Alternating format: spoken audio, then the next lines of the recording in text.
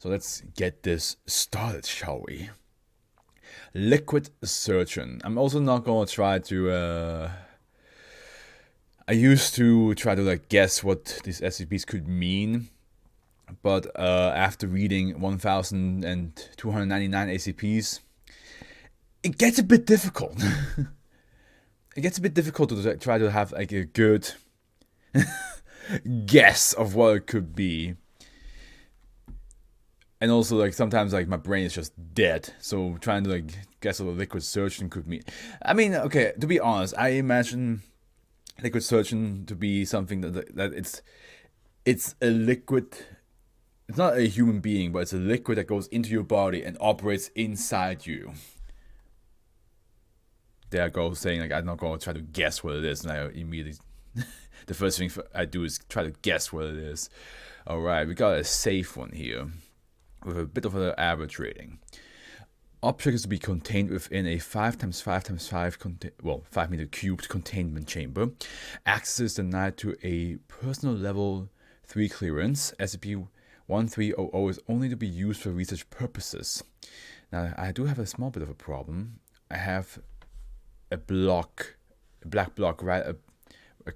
You guys don't see it. I'm going to take a screenshot so I can show it to you how it looks from my side. If that even shows, I don't even know if that shows on the screenshot itself. But what I'm going to do, because I have on the game overlay, I also have show recent events, so any follows, subscribers, and so on and so forth will show.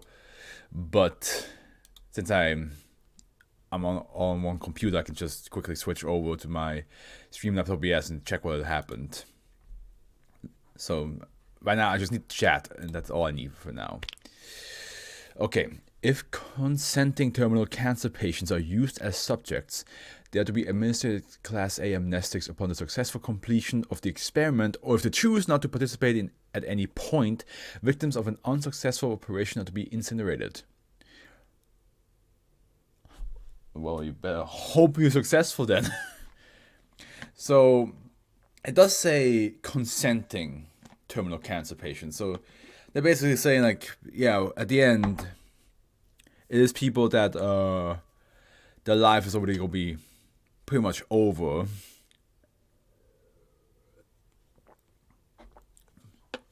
So, but looks like,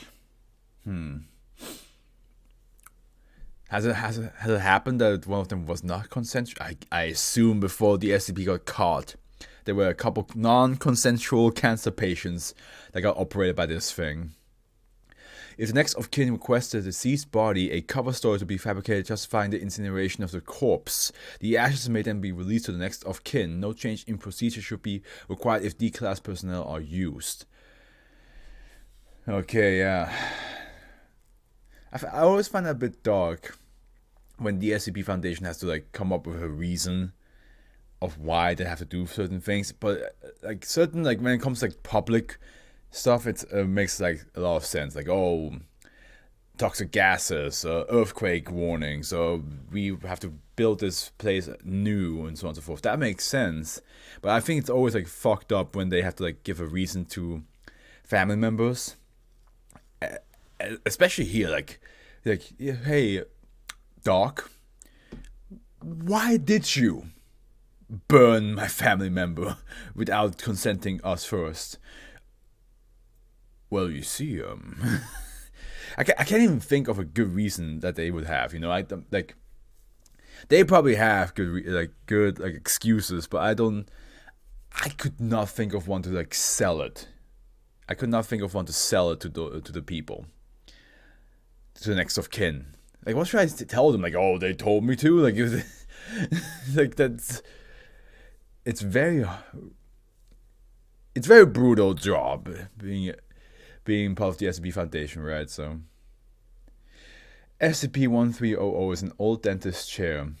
The chair itself is quite unremarkable. A dentist chair. Okay, that's not very liquid now, is it? SCP-1300's anomalous properties originate from the hydraulics column underneath it, normally used to control the height of the chair. To date, our attempts to open the column have been met with failure. But the hydraulics probably do something else if it probably doesn't only increase the height of the chair. It probably does something to your body. When a human subject settles into the chair, 4 mechanical arms with blunted heads emerge from the column base and hover over the body of the subject, scanning them through unknown means. Almost like the Doc Ock arms. Like, well, they cannot scan, but I imagine like those 4 mechanical arms, like the Doc Ock arms coming out the chair. You try to talk to one of them, they just like go like. We have competition. Locations on the stomach and the neck appear to be preferred by SCP-13, not 2. We're done with the 2s. 1300, although the exact location widely varies between individual subjects. Upon finding a suitable location, by the way, just double checking, each arm's head releases a number of surgical instruments, including lasers, needles, and tubes. Lasers? Needles and tubes. Okay, now the needles, I know the Doc Ock kind of protrude a stake, S-T-A-K-E, out of its arm, which is technically just a thick needle. And tubes, maybe. I mean, some of the variations probably can. So it's not that far off. My analogy before it's not that far off. The subject is administered a local anesthetic and a paralytic agent. It is unknown how SCP-1300 restocks its pharmaceuticals, but given its method of operation, the conversation... wait, hold on. I just realized that I might not have the... Yeah. Oh, no, I do. Nice. We're good. But this is the redacted. The likeliest source. See Addendum 1 for more details. After the subject is immobilized, the arms create small incisions near the injection sites and insert a number of tubes inside. The tubes are guides through the subject's body to any foreign object located within. This includes transplanted organs, malign or benign tumors, large objects, pacemakers, and deep brain stimulators, and false teeth. I'm worried. I'm worried where this is going. It's unknown how SCP-1300 determines which objects are foreign to the subject's body. Analysis of trace substances left over by SCP-1300 reveals the presence of several types of chemical scissors, such as nucleases and ligases, which could reasonably be used to redacted, singling out foreign bodies through deduction. SCP-1300 does not consider objects smaller than approximately 500 micrometers. Upon reaching a foreign object, SCP-1300 will pump an unknown enzyme through the tubes, dissolving the object. The resulting liquid is then drawn back through the tube into SCP-1300. The liquid appears to be inert and non-toxic. Upon removing all identified foreign objects, another fluid agent is pumped inside which repairs damaged organs or assumes the shape and functions of missing ones. Redacted. Though no exact match has been found in any database. After finishing the process, the tubes retract and the incisions are closed with surgical lasers. Following the completion of the operation, the arms shut and retreat inside the hydraulics column. The operation is reported to be painless, but some subjects find the paralytic agent and the sensation of the tubes inside their body to be highly unpleasant. While highly effective at treating most kinds of cancers and many kinds of physical trauma, SCP-1300 is unable to cure bacterial or viral infections. Okay, I was about to ask Jade something about this.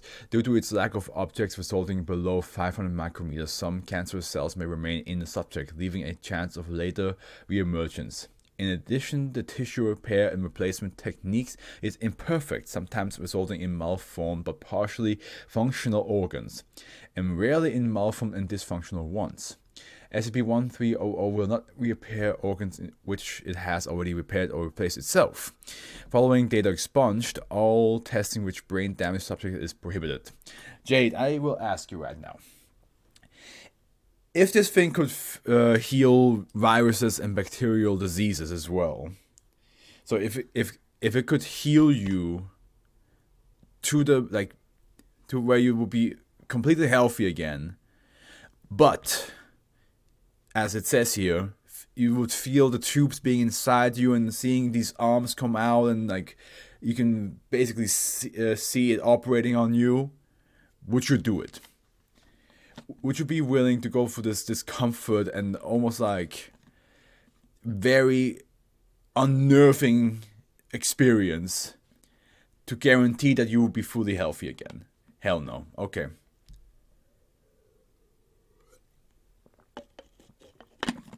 I'm on your side. I wouldn't either. The idea of these arms coming, like, I'm sitting on a chair right now. The idea of these arms coming out this chair, like, and just like on me, I'll be like, I don't know if I could take that. I don't know if I could take that. It's a very fascinating idea. It's a very cool idea, but it definitely is a bit eerie. The idea of these metallic arms just like around you all the time. I don't think I want that. SCP-1300 will unpredictably undergo a change in functionality, henceforth referred to as beta state, immediately following the administration of the paralytic agent. Actually, people watching this video right now, would you? Would you let these arms just like operate on you? I mean, because I wonder how many people would say yes. Like, if it guarantees you to be healthy. Okay, let's just say it's not guaranteed. Let's just say there's a 75% chance you get fully back to health, but there's a 25% chance that it didn't do shit. And you feel all these things happening inside your body. Would you let it do it? Would you let this chair operate on you? I wonder how many people in the comments will say anything to this. A very small amount of modified dissolving enzyme is injected, causing a destructive chain reaction which renders internal organs into a semi-viscous substance similar to that observed during a regular operation. The resulting slurry is siphoned back inside SCP-1300, replaced at approximately the same rate by a foul-smelling red liquid composed of disorganized organic molecules. The paralytic agent prevents the subject from moving, speaking, or changing their facial expression. An increase in ocular, cardiac, and respiratory activity indicates that the subject is conscious of SCP-1300's activity. Again, that goes exactly back to what I asked before. Like, if you are fully aware of what it's doing to you, how many people would actually say yes? How many people would be like, I don't care how weird it feels or how like discomforting it is, if it guarantees that I will be healthy again from whatever like long-lasting disease I'm suffering. I wonder how many people would say yes.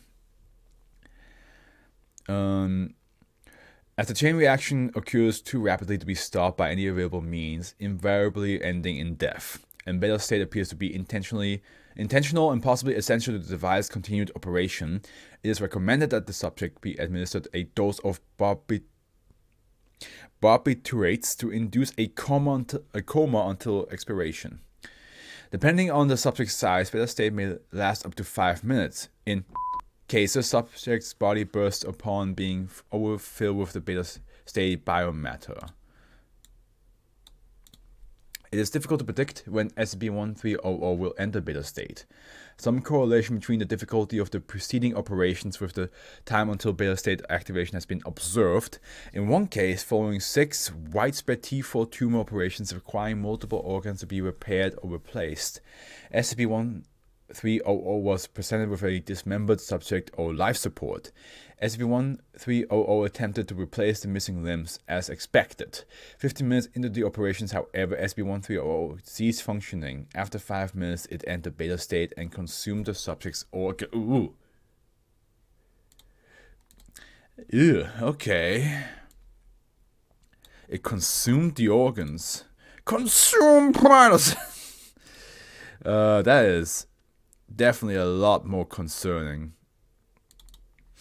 Because before you're like, oh yeah, like, I mean, the beta state itself just sounds like a horrible time. It sounds like it's a bad time, to be honest, right? Like, you're there like, hoping that this will be a seamless operation, and next thing you know, it's just You feel everything, and next thing you know, you can feel it taking an organ away from you. So yeah, that does not sound like a good time. That does not sound like a good time at all. I'm going just a little bit. So I'm a bit more in the middle, and Henry's right here. Henry, would you do it? I think he's saying no. Because Henry's smart. No matter how squishy Henry is, he will not let that thing operate on him.